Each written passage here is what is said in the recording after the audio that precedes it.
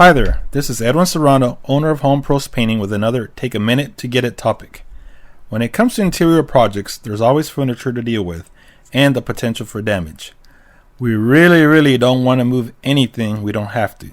It's not because the crews physically can't, but rather we just don't want to take on the liability in case something was to get damaged. For things hanging on the walls, we expect the homeowners to handle that aspect of the preparation. Here are some specifics and how we deal with them. Toilets or toilet tanks. We do not remove to paint behind them.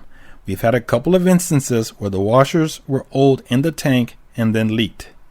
Sinks. We do not remove because of the liability of water leakage after we are done. Wall-mounted TV or stereo systems. We will only move with the help or presence of the homeowner. Refrigerator.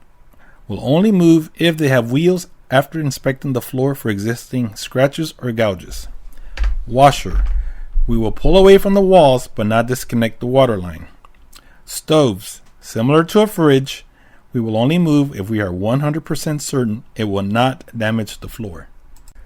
Window blinds or treatments. We will take down but need homeowner to install. Most of the time, paint needs to dry enough to reinstall without causing damage to the painted surface. Furniture on wood, marble, or tiled floors. We will only move after carefully inspecting for pre-existing damage. Light fixtures.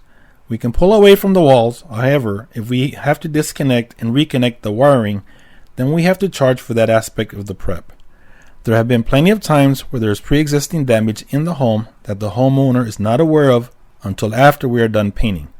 We will do our best to point these out during the kickoff meeting or while the painting is in progress. The crew is aware that they are to take pictures for documentation and send them to the office where they will be forwarded to the homeowner.